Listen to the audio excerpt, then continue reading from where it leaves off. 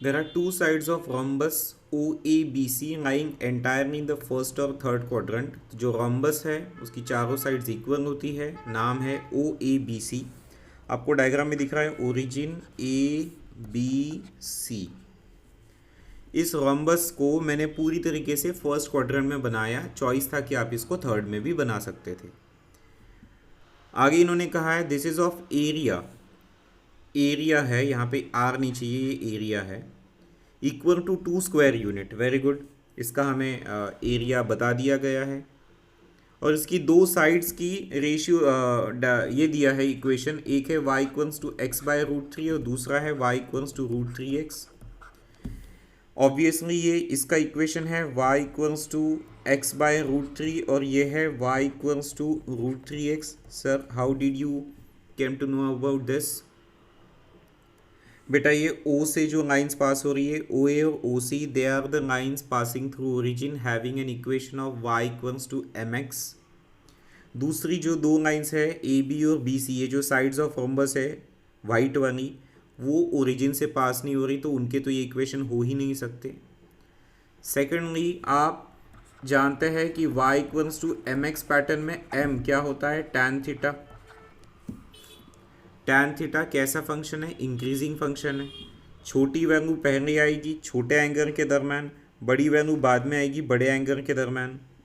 Even आप compare करके निकाल भी सकते हो कि tan थीटा की वैल्यू अगर 1/√3 है तो ये चीज़ एक्चुअली 30 डिग्री बनेगी और ये पूरी चीज़ कितनी बनेगी? 60 डिग्री बन जाएगी, क्योंकि tan 60 √3 होता है।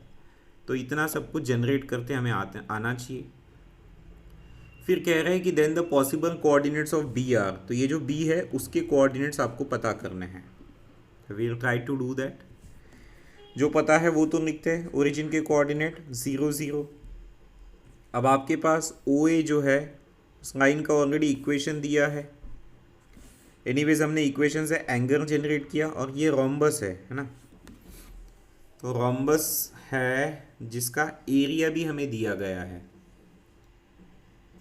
एरिया से क्या क्या पता कर सकते हैं हम लोग? रोम्बस का एरिया कैसे निकलता है बेटा?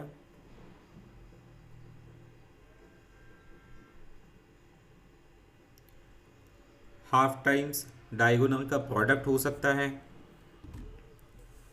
या जैसे अगर मैं ये कहूँ कि हाफ टाइम्स डायगोनल का प्रोडक्ट, तो वो तो यहाँ वर्कआउट नहीं करेगा बिकॉज डायगोनल्स की डायमेंशन हमें नहीं पता।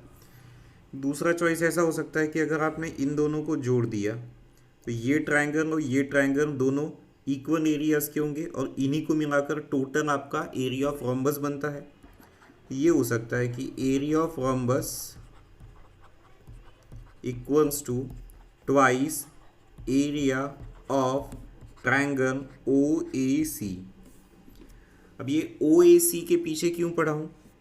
क्योंकि ये जो ओ ए है इसकी डायमेंशन अगर मैंने कुछ मान ली, जैसे कि इसकी डायमेंशन हम लोग मानते हैं अल्फ़ा, तो ये डायमेंशन चारों डायमेंशन अल्फ़ा ही हो जाएगी।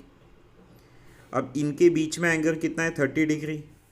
एरिया ऑफ ट्रायंगल आप सबको आता है, ट्रिग्नोमेट्री में हमने पढ़ा था।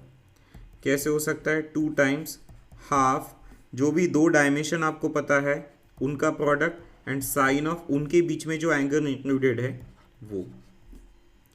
इस तरीके से ये वैसे ही कैंसिल हो गया। साइन 30 हाफ होता है, मतलब ये वैल्यू हाफ अल्फा स्क्वायर हो गई। लेकिन ये तो एरिया ऑफ रोम्बस आया जो कि इन्होंने डायरेक्ट दिया था 2, मतलब अल्फा स्क्वायर 4 हो गया, यानी अल्फा की वैल्यू 2 हो गई। तो एक चीज़ का अंदाज़ा आ गया कि ये जो अल्फा है इसकी वैल्यू 2 हो गई। आगे मैं कह रहा था कि हम ए और सी के कोऑर्डिनेट्स पता कर सकते हैं। कैसे पता कर सकते हैं? लाइन के पैरामीट्रिक फॉर्म के थ्रू।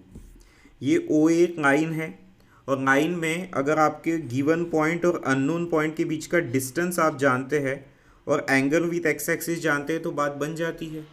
कैसे करेंगे? यहाँ पे इसमें 2 cos थीटा ऐड करेंगे तो ए आ जाएगा। ठीक है, क्या आएगा? 2 cos 30 इस केस में। और जो दूसरा कोऑर्डिनेट होगा, ये मिटा देता हूँ मैं अभी। ठीक है, यहाँ पे 2 cos 30 और जो दूसरा कोऑर्डिनेट आएगा वो 2 sin 30 आएगा। रिमेंबर हम लोग ऐसा फॉर्मूला यूज़ करते थे अगर गिवन पॉइंट x1 y1 है तो अननोन पॉइंट xy निकालने के लिए x1 plus r cos theta और x1 plus r sine theta type से, राइट। तो ये दो कोऑर्डिनेट्स आपके हो जाएंगे ए। वैसे ही सी के बारे में आप देखिए, सी जिस लाइन पे बैठा है उसमें भी डिस्टेंस तो 2 है और एंगल टोटल कितना है 60। तो जो सी के डायमेंशन आएंगे वो कैसे रहेंगे 2 cos 60 और फिर हो जाएगा 2 sin 60। मतलब जैसे ये ए के कोऑर्डिनेट्स क्या डेवलप हो गए बेटा, ये हो गया 2√3/2 और ये हो गया 2/2। मतलब ये ऐसे कुछ निकल के आ गए √3, 1। वैसे ही यहाँ पे क्या आएगा 1 और ये कितना हो जाएगा √3। क्या हमें AC के बारे में समझ में आ गए। एक बात बता दूँ, मैंने इस डायग्राम को फर्स्ट क्वाड्रेंट में बनाया है। आपको दोनों चॉइसेस कंसिडर करनी है। ये थर्ड क्वाड्रेंट में अगर बनता तो थर्ड क्वाड्रेंट में नीचे बनता, यानी वो उस टाइम पे ये जो पॉइंट A और C है वो ओरिजिन से नीचे आते, और अगर नीचे आए तो हम लोग फॉर्मूला कैसे यूज़ करते हैं, x1 plus r cos theta y1 plus r sine theta की जगह प्लस की जगह माइनस यूज़ करते हैं। मतलब ये जो A के कोऑर्डिनेट है इसमें अगर ये A फर्स्ट में ना होते हुए थर्ड में अगर होता तो उसके कोऑर्डिनेट ऐसे आते, C अगर फर्स्ट में ना होते हुए थर्ड में होता तो उसके कोऑर्डिनेट ऐसे आते, ठीक है। इसका आपको ध्यान रखना है। तो इनके बारे में मैं अभी सॉल्व नहीं करके दे रहा हूँ, बट आपको सॉल्व करना पड़ेगा क्योंकि मोर देन 1 करेक्ट ऑप्शन है, तो उसके लिए आपको इस इंफॉर्मेशन को भी यूज़ करना पड़ेगा। हालांकि अब मैं इनके साथ आगे बढ़ता हूँ, ये और ये।